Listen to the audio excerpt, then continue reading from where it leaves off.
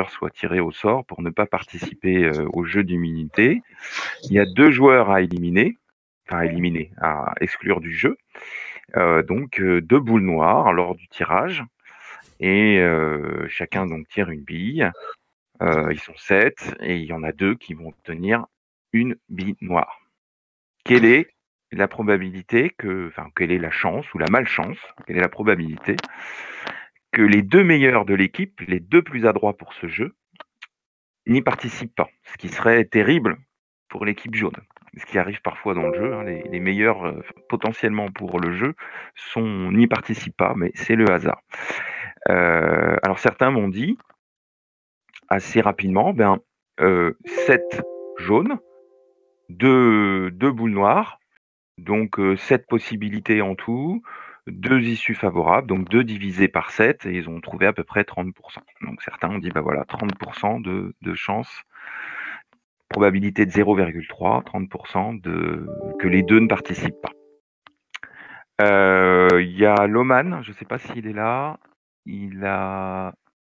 non, mais Loman a fait un autre travail et lui, il arrive alors pas du tout à 30%, il arrive à 6%, je crois, 6% de chance. Ce qui est extrêmement différent, parce que entre 6 et 30, ça fait quand même une sacrée différence. Est-ce que vous pensez qu'on est plus proche des 6 ou des 30%? Moi, je pense qu'on est plus proche des 30. Enfin, ça m'a semblé super logique quand même comme problème. Oui, tu penses D'ailleurs, 30? vous avez bien reçu ou pas? Je préfère demander à chaque fois. Non, Melvin, j'ai rien reçu de toi. Mais D'accord. rien, ne pas recevoir ne veut pas dire que tu n'as pas émis, hein. D'accord. Donc, Je crois que j'ai un problème. J'ai demandé aussi à Monsieur Coucheron, mais il m'a pas répondu non plus. Pourtant, je lui avais envoyé mes alors travaux. ce que tu peux faire, c'est les déposer en message privé sur Discord, hein. C'est plus facile. Ok, d'accord. Parce que Discord n'est pas Ça va. limité en taille de fichier. Je vais faire ça, très bien, merci. Enfin, pas peut-être, mais moins en tout cas que. Ouais, grave. Sinon, je peux vous partager un lien Google Doc hein, s'il faut. Ou aussi, tout moyen est bon, hein, pour. Il n'y a pas de souci. Et il n'y a pas de. N'ayez pas honte de votre travail, même s'il est sommaire, même s'il n'est pas abouti. Tout m'intéresse. Donc, vous pensez, en tout cas, certains là ont témoigné pour dire plus proche de 30% que de 6. Alors, moi, ce que j'ai fait, à défaut de faire une étude probabiliste très, très poussée, dans un premier temps, j'ai fait une... Où est-ce que je vais la voir? Ouais, alors, j'ai fait une étude statistique. Je vais vous montrer ça. Une étude statistique. Alors avant de vous montrer l'étude statistique, je vais faire un petit peu de vocabulaire, mais si vous allez voir, c'est pas très compliqué, vous le connaissez déjà. En tout cas, le début. Donc c'est l'expérience de koh, elle est due au hasard, donc ça s'appelle une expérience, avec le vocabulaire des statistiques, ça s'appelle une expérience aléatoire. Je peux l'écrire ici. Le document, vous l'aurez, hein. Je vous le laisserai pour vendredi, puisqu'il y a un petit exercice à la fin. Donc ce tirage est dû au hasard, il s'agit d'une expérience aléatoire. Nous, on va regarder 2 choses. On veut éviter que Dominique tire une boule noire. Donc moi, je vais appeler l'événement de cette expérience, Dominique tire une boule noire, je vais l'appeler A. Et puis l'événement de son camarade, qui serait Gaël, tire lui aussi une boule noire, je vais l'appeler B. Ça m'évitera à chaque fois de dire Gaël tire une boule noire ou Dominique tire une boule noire. Je peux dire tout simplement A ou B. Voilà. Ici, donc, nous, on ne veut surtout pas que Dominique et Gaël, c'est-à-dire que les 2 meilleurs, tirent une boule noire. Donc, on recherche en fait la probabilité de l'événement A et B. Les mathématiciens ont inventé encore une fois du langage. Pour dire A et B, ils vont lui utiliser un symbole, celui-ci là, un espèce de fer à cheval à l'envers, qui se lit inter, c'est-à-dire l'intersection des événements A et B. A inter B, c'est quand est-ce que c'est l'événement qui correspond à Dominique tire une boule noire et Gaël tire une boule noire. Alors, dans le cas de notre expérience, on peut donc noter Dominique et Gaël tirent une boule noire, A, comme au-dessus, finalement, A inter B. Ainsi, on recherche bien la probabilité en pourcentage. Alors, peut-être que ça sera 30% comme certains le pensent, peut-être moins, peut-être plus, que les deux donc tirent en même temps une boule noire. P2 inter B. Alors, j'ai fait une étude statistique, je vais vous la montrer. L'étude statistique. Alors, une étude statistique, c'est pas une étude probabiliste, c'est tout à fait autre chose. C'est pas ça que je veux, c'est ça. Voilà, je vais grossir. Donc, une étude statistique, c'est je réalise l'expérience, je fais un sondage, je réalise l'expérience et je regarde ce que j'obtiens. Donc, l'expérience, je l'ai réalisée 1000 fois. Donc, j'y suis depuis une semaine et j'ai pas dormi. Et je vais vous présenter mes résultats. Donc, première fois que j'ai réalisé l'expérience,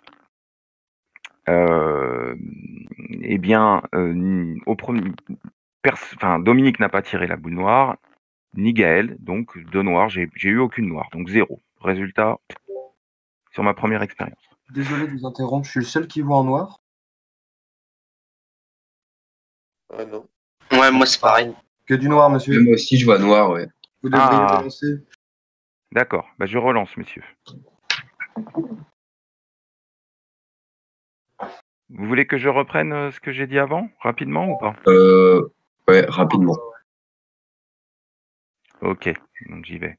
Vous me confirmez si vous avez l'écran. Oui. Oui, c'est bon. Ok. Donc, j'ai introduit un petit peu de vocabulaire. Je vais y aller, c'est ici. Voilà. Donc, c'est une expérience aléatoire, puisque les résultats sont dus au hasard. Moi, je regarde 2 événements. L'événement A, Dominique tire une boule noire. L'événement A ici, et l'événement B, Gaël tire une boule noire. Et je cherche à savoir quand est-ce que les deux vont tirer une boule noire. Donc, pour dire les deux en même temps, les mathématiciens ont inventé le symbole inter, là, le fer à cheval qui est là, au milieu. Là.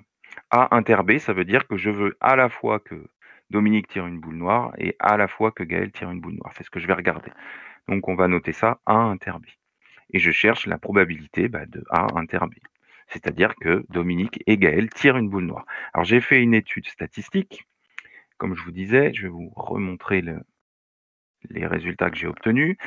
Donc je l'ai faite une première fois l'expérience, ni l'un ni l'autre ont eu une boule noire. Je l'ai faite une deuxième fois, il y en a un qui a tiré une boule noire, mais pas l'autre.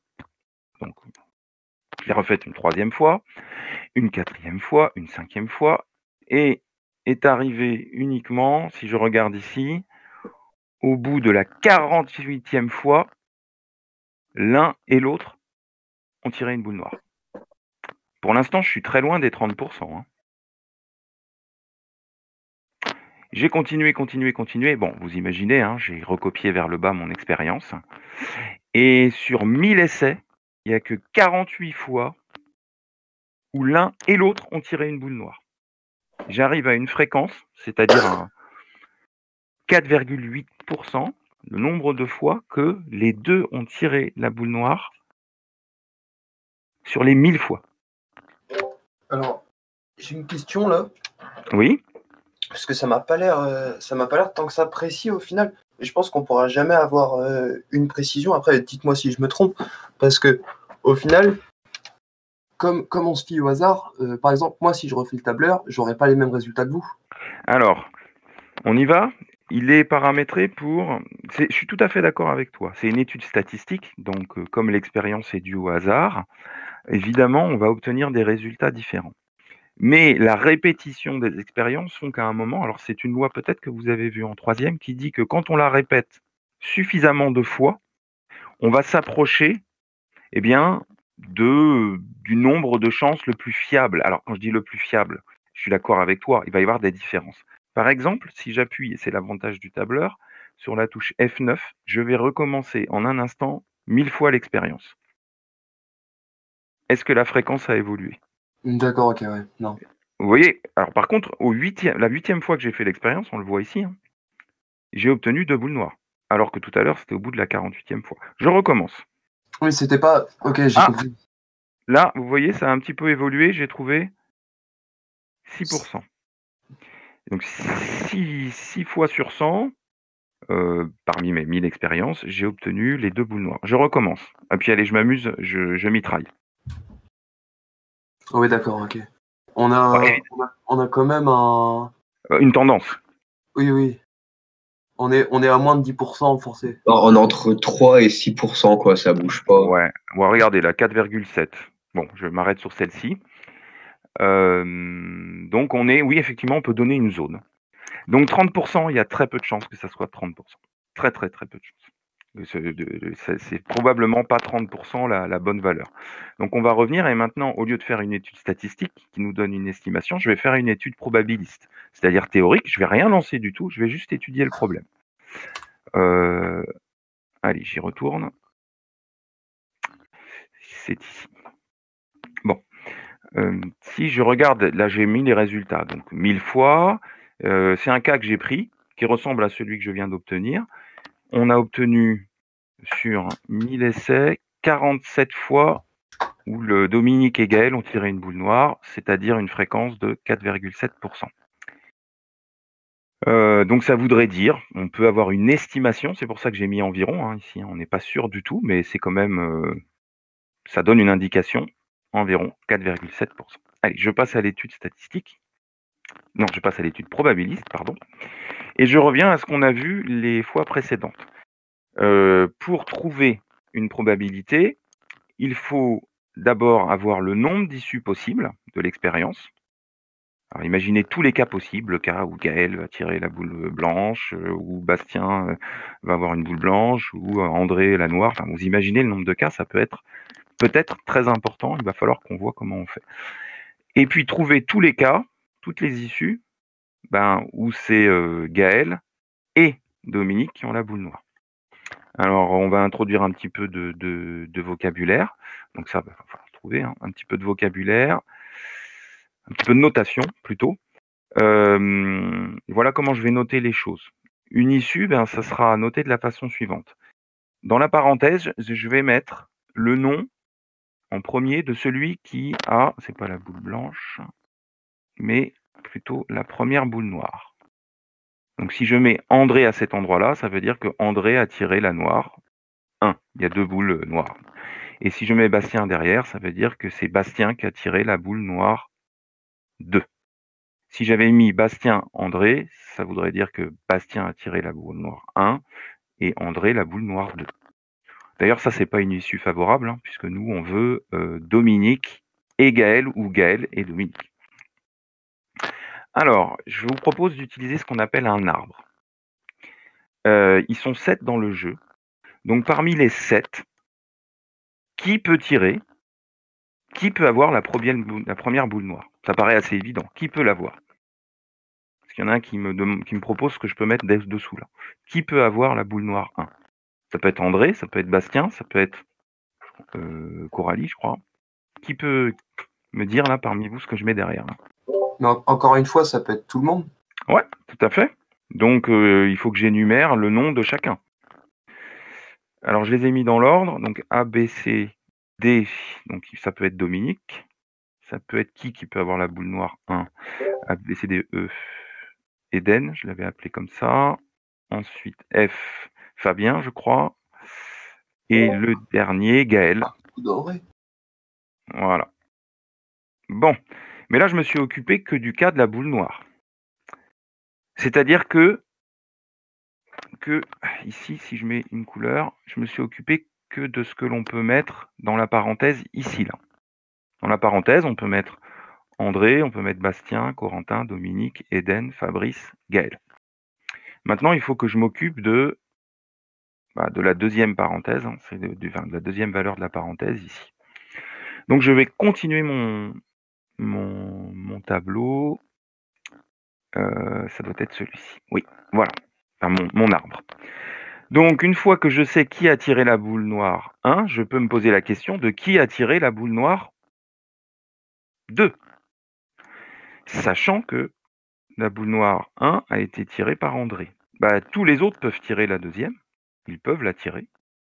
Sauf lui. Il ne prend qu'une boule. Hein. Dans le tirage au sort, il ne prend qu'une boule. Il n'a pas le droit dans le sachet d'en prendre 2.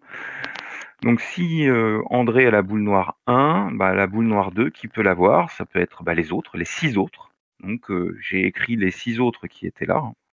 Les 6 autres. Je les ai réécrits ici. Donc je commence à avoir des issues un peu plus détaillées. Je peux avoir André Bastien. Je peux avoir André Coralie, André Dominique. Il suffit que je lise en fait sur les branches. Donc ici, ça sera André Eden. André Fabrice ou Fabien, je ne sais plus. Gaël, non, là je me trompe, c'est André. Donc ça commence forcément par André ici, puisque je pars sur cette branche. André, Gaël, voilà. Donc là j'ai déjà 6 issues. Là j'avais 7 branches. Là j'en rajoute 6 pour André. 6 branches. Mais il va falloir que j'en rajoute aussi 6 pour Bastien. Allez, Bastien, il est là. Si Bastien tire la boule noire 1, André peut tirer la deuxième. Oh, c'est pas joli mon truc là. Ouais, comme ça. Voilà. Ça peut être Bastien et Coralie, Bastien et Monique, Bastien et etc. Je vais retrouver mes 6 branches. Donc si je complète ici, 6 branches, je vais avoir Bastien. Ah, mieux avec le crayon. Bastien, à chaque fois, forcément. Et à côté, Eden, marqué là, F, A, G, A. Alors, je ne vais pas tout faire, vous imaginez, c'est très très long. Enfin, bon, je ne vais pas tout décrire, on comprend la logique. En tout cas, on sait tout de suite combien il y a d'issues possibles. Parce que 7 branches ici, 6 branches que je vais répéter 7 fois, 7 branches fois 6, donc 7 fois 6, je sais que en tout, le nombre de possibilités dans cette expérience, c'est 42. Il y a 42 possibilités. Pas une de plus, pas une de moins. Donc on sait qu'il ne faudra pas diviser par 7, comme on pouvait logiquement le penser, assez naturellement le penser, mais en fait, c'est pas divisé par 7, il faudra diviser par 42. Est-ce que ça va jusque-là ou est-ce que vous avez des questions? Ça va nickel. Ouais, j'ai compris. Ok. Alors je continue. En fait, je l'ai fait l'arbre sur tableur pour que vous le voyez en entier, voir ce que ça donne. C'est parti. Voilà. J'ai tout développé et on a bien nos 42 possibilités de cette expérience-là. Denis, il a 42 possibilités. Et il y en a 2 qui vont nous inquiéter. C'est lorsque soit Dominique a la boule noire 1 et Gaël la boule noire 2, ou l'inverse. Si Gaël a la boule noire 1 ou la boule noire 2. Et je les ai repérés dans l'arbre des issues, ici. Donc il y en a une. Et là. Donc combien il y a d'issues favorables à A inter B? 2. Sur 42. Sur 42, exactement. Donc je fais mon calcul. La probabilité, ça sera nombre d'issues favorables à A inter B, c'est-à-dire que l'un et l'autre l'ont, la boule noire, 2 parmi 42. Et si je fais le calcul, je vais trouver 0,0476 1, etc. Si je l'écris en pourcentage, ça nous fait donc 4,7% ou 8. Alors on va mettre un 6, puisque sinon je suis obligé d'arrondir. 4,76% de probabilité que l'un et l'autre aient la boule noire. Ils peuvent partir sereins, c'est très faible quand même. Et donc, laquelle est la plus fiable? Vaut mieux faire ça en tableur ou comme votre méthode avec vos petits arbres? Alors, excellente question. En mathématiques, tu peux résoudre des problèmes de différentes façons.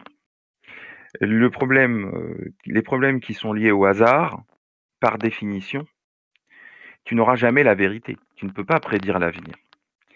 Alors, tu as 2 façons de le faire. Soit tu fais une étude statistique, c'est-à-dire que tu répètes un certain nombre de fois l'expérience jusqu'à avoir une estimation. ce qui peut être très long et coûteux.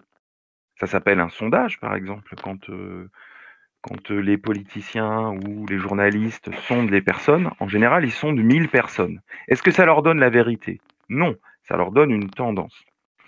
Donc ça, c'est une étude statistique. Ça va donner une tendance. Et puis, on peut aussi faire une étude théorique, mais dans ce cas-là, cette étude théorique, elle part d'un certain nombre de principes. 1, que personne ne triche.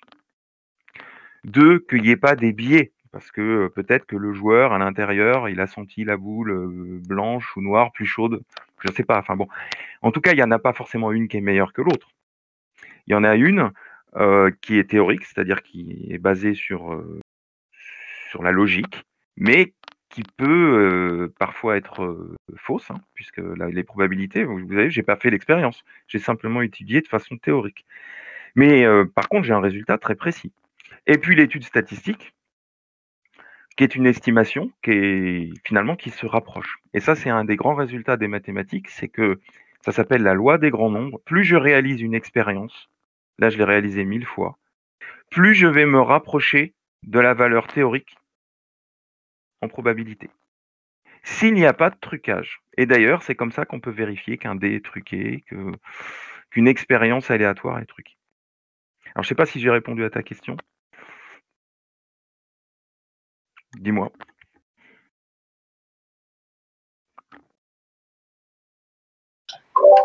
On a perdu Melvin, là. Bon, je ne sais pas si j'ai répondu à sa question. Qu'est-ce que vous en pensez? c'est clair, c'est clair. Il est perdu. Non, attendez, non, ouais, là, à la fin, là, j'ai du mal. L'important pour vous, c'est d'abord c'était un problème, donc c'est difficile ce que je vous ai demandé là, c'est pas évident. La preuve c'est que personne n'a pu trouver la réponse, mais vous avez réfléchi. L'important c'était ça. Naturellement, on fait 2 divisé par 7, 30%. Ce qui est beaucoup trop. C'est beaucoup moins que cela.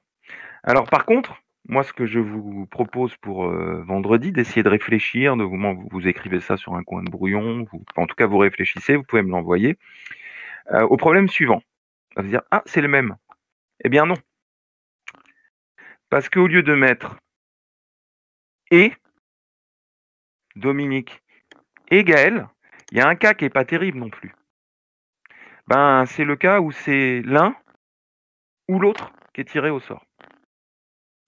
Ils perdent quand même la moitié de leur plus adroit. Donc là, la question que je vous pose, c'est quelle est la probabilité que l'un ou l'autre, et puis en général dans le ou, on intègre le pire des cas, c'est-à-dire le cas où il y a les deux qui sont exclus, celui qu'on vient de voir. Quelle est la probabilité qu'il y en ait un, Dominique ou Gaël, ou les deux donc, qui tire une boule noire? J'ai déjà une petite idée, si je peux essayer, mais bien sûr, je te donnerai pas la réponse, mais tu as le droit de faire part de ton hypothèse. Je pense qu'elle est fausse parce que c'est comme c'est toujours la logique intuitive, mais pour moi, il suffirait de retirer juste une probabilité dans. Comment expliquer? C'est-à-dire, au lieu de faire 2 sur 7, tu fais 1 sur 7? Ouais, c'est ça. Donc ça ferait 1 divisé par 7, 0,14, 28, donc 14%. Oui, c'est ça, à peu près, je pense. Oui, c'est plus probable. C'est plus probable que ce qu'on vient de trouver, ce qui est logique. Est-ce que c'est ça? Je ne sais pas. Vous avez d'autres idées, les autres camarades? Non, moi je vois pas. Non. Alors, pour vendredi, donc, je vous donne quand même un indice. Le document que je viens de compléter, je vais vous le mettre sur Pronote, donc vous pourrez l'utiliser. L'indice, c'est cette page-là.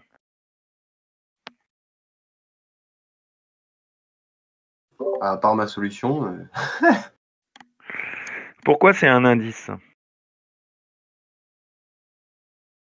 Parce que là, on a tous les résultats possibles. Ouais, Oui. c'est ça. Et donc, on a aussi ceux qu'on cherche. Bah oui, on a juste enlevé tous les solutions sur Dominique et Gaël. Ouais. Ou alors juste une fois. Et par exemple, pour Gaël, bah, ça va faire... il y en aura 6. Ah, même pas 6, 7, 8. Ah, là, de tête, c'est un petit peu difficile, mais... Bon, l'idée, en tout cas, c'est ça. Sur Dominique. C'est de regarder tous les cas, là, parmi les 42, où c'est l'un Dominique, ou l'autre, Gaël, ou les deux d'ailleurs, qui tirent une boule noire. On les a, hein, il faut regarder, il suffit de les lister. Et là, ça va vous donner la fraction à calculer. Alors, bon, je ne vais pas le faire maintenant. Essayez pour vendredi, ça sera un bon exercice. Vendredi, donc moi je vous propose qu'on se retrouve à 11h. Je vais vous laisser, je pense que je vais fabriquer un QCM Pronote tout à l'heure pour vous. Et puis vendredi, je vous relaisserai quelques exercices à faire pour mercredi prochain. Donc n'hésitez pas à me proposer votre pourcentage. Melvin, il a déjà proposé, lui, 14%. C'est peut-être ça, c'est peut-être pas ça. Je vous donnerai pas la réponse maintenant. Vendredi. D'ailleurs, c'est le jour de Koh-Lanta, vendredi. Oui. Ouais. Est-ce que vous avez des questions par rapport à ça? Oui ou non? Non. Non. Non, je pisse sur la télé. Que nouveau ce commentaire? J'ai pas fait exprès, pardon. C'est vrai, ça. Il faut une télé waterproof. Et fais gaffe que c'est pas un tube cathodique, sinon elle va imploser ta télé. Je voulais, pour ceux que ça intéresse, et uniquement ceux que ça intéresse, ou ceux qui voudraient voir le QCM, ce que j'avais laissé la dernière fois pour aujourd'hui, sur les Monsieur, probabilités. il n'y a pas Oui, ma note qui s'affiche. mais il n'y a pas de... Je Tu l'as l'ai fait fait ce matin. Ouais, et il apparaît pas. C'est bien sur les probas. Oui, tout à fait. Alors, Il est je en- vérifie. Je vérifie. Hein. Si, t'es marqué en bas. Un peu plus haut. Alors, un petit peu plus... Si, tu Ah, l'as. voilà. Ah d'accord, je suis pas en... Alors, ce QCM n'était pas forcément évident. Je vois qu'il y a des... Enfin, globalement, vous l'avez réussi quand même. Hein. On va regarder. Je vais le faire avec vous rapidement. On va voir si je suis OK avec ce que j'ai fait. Donc, associer chaque mot de vocabulaire sur les événements à leur définition. Des événements qui ont la même probabilité, même synonyme équi, donc équi probable. Un événement composé d'une seule issue, un seul élément, élémentaire. Événements qui ne peuvent pas se réaliser en même temps, ils ne sont pas compatibles, on dit qu'ils sont incompatibles. Je ne sais pas s'il y avait eu des erreurs là-dessus. Non, tout le monde avait bien répondu, bravo. Si A est un événement, comment s'appelle l'événement constitué de tous les événements élémentaires qui n'appartiennent pas à A? Contraire. Contraire. Alors,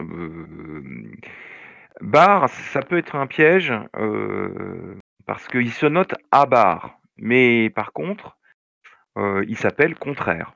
Allez, on vérifie. Bravo, c'est ça. Donc maintenant, on réalise une expérience. On va lancer 10 fois un... Non, pardon, on lance un dé à 10 faces, une seule fois. Numéroté de 0 jusqu'à 9. Il y a un petit piège du 0 à 9. C'est pas de 1 à 10, mais de 0 à 9. Ce qui fait quand même 10 faces. De combien d'issues est composé l'univers? Il faut faire attention, parfois il faut faire défiler vers le bas pour avoir toutes les réponses. Eh bien, 10 faces, si on suppose qu'elles sont équiprobables, non d'ailleurs il n'y a rien à supposer ici, 10 faces, donc on obtiendra forcément une des 10 faces, donc 10 issues dans notre univers. Donc si on calcule des probabilités, il faudra toujours diviser par 10. Voilà. Je l'ai validé? Non, voilà. Ah, ça se complique peut-être, on va voir. Dans l'expérience précédente, quelle est la probabilité de l'événement A? Le dé indique 5. Si vous utilisez l'écriture décimale, mettre un point à la place de la virgule. Oui, alors... 10% du coup. Ben oui, 0,1.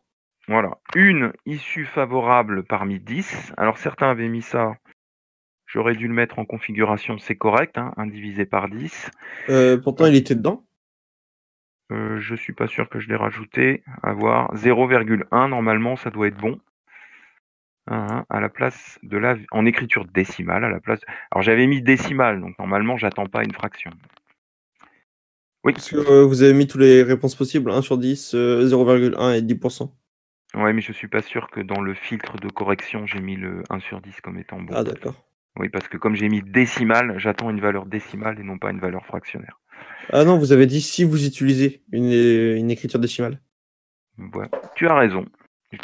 Donc il faut que je modifie mon QCM. Merci Antoine. Indiquer si les événements suivants sont élémentaires. L'événement A, le D indique 1. Bah oui, on a dit qu'il y avait une issue parmi 10. Donc oui. Le D indique un nombre pair. Bah non, il peut y avoir tous les nombres qui sont dans la table de 2. Hein. Donc il y a le 2, le 4, le 6, enfin bref, il y en a. Ah tiens, il y avait là, c'est bizarre. J'ai non. Facile ça. Le D indique un nombre strictement plus grand que 5. Ah non, il peut indiquer 6, 7, 8, 9. Donc non. Ah bah non. Tiens, il faudra que je le modifie, c'est trop facile. Ok. Les événements suivants. Alors ça, vous avez parfois du mal. Donc on va regarder ça. Si les événements suivants sont incompatibles ou compatibles. Donc est-ce qu'ils peuvent se réaliser en même temps? A et B. Bah non, ça ne peut pas se réaliser en même temps parce que je le jette qu'une fois et 5 n'est pas un nombre pair. Incompatible. Le D indique un nombre strictement, tiens, il faut que je change le S en C, strictement plus grand que 5. Bah, il ne peut pas à la fois indiquer 5 et un nombre plus grand que 5. Donc incompatible. Incompatible. Est-ce que le D peut indiquer un nombre pair et plus grand que strictement que 5? Bah oui. Oui. Le 6 ou le 8. Donc c'est compatible. Ok. L'événement D. Le D indique 2, 3 ou 4 a une probabilité de. Ben, j'ai une issue, 2 issues, 3 issues favorables parmi 10. Donc 0,3, 3 divisé par 10. Le D indique 6 ou 7. Ben, ça fait 2 issues parmi 10, donc 2 divisé par 10, 0,2. Le D indique. Alors, ça fait combien d'issues ça? 1, 2, 3, 4, 5, 6, 7 issues parmi 10, 0,7. Les événements D et E. Alors D. 2, 3 ou 4 et 6 ou 7.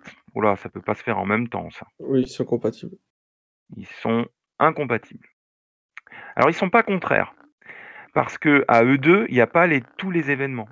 Ils sont contraires si, lorsque je regarde toutes les issues, je les trouve toutes. Et en plus, ils sont incompatibles. Donc, contraire, c'est un cas particulier d'incompatible. C'est non seulement c'est incompatible, et en plus, il faut que j'ai toutes les issues. Alors, on regarde les événements D et F. Alors, je ne peux pas obtenir le 2, le 3, 4, si là, j'ai eu le 0, le 1, le 5, le 6, le 7, le 8 ou le 9. Donc, ils sont incompatibles, et en plus, j'ai toutes les issues. Donc, ce sont des événements contraires. Si j'ai toutes les issues, si j'additionne la probabilité de l'un avec la probabilité de l'autre, j'aurai forcément tout. Donc, c'est 100%. 100 divisé par 100, ça fait 1. Ouf, j'ai tout bon. Et est-ce que je l'ai trouvé j'en sais rien, moi je peux pas répondre à ça.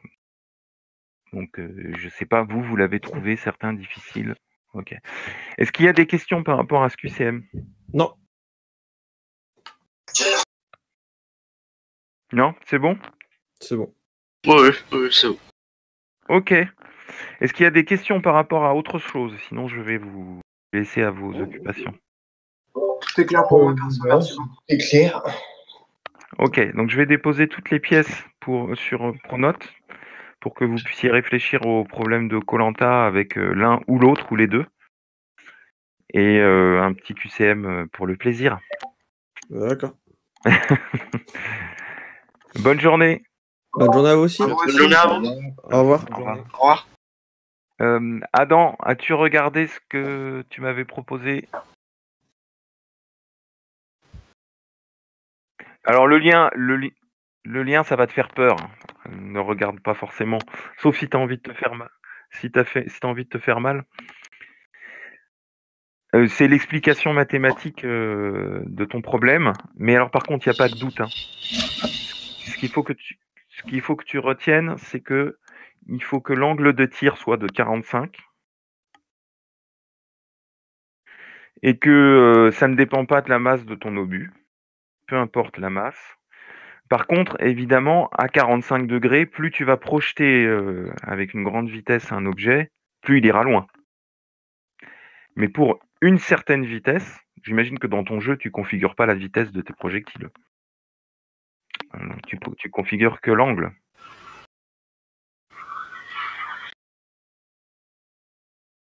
Mais en plus, la masse n'intervient pas en fait. Elle s'élimine. Dans les équations, elle disparaît.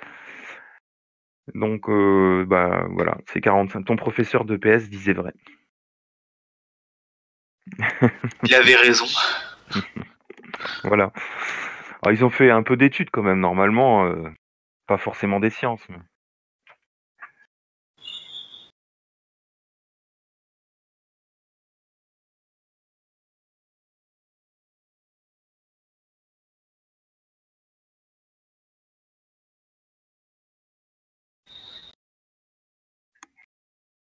Non, tu as tout à fait raison. Alors, il faut savoir qu'il y a quand même un certain nombre d'hypothèses pour en arriver à 45 degrés. Il n'y a pas de résistance de l'air et on ne prend en compte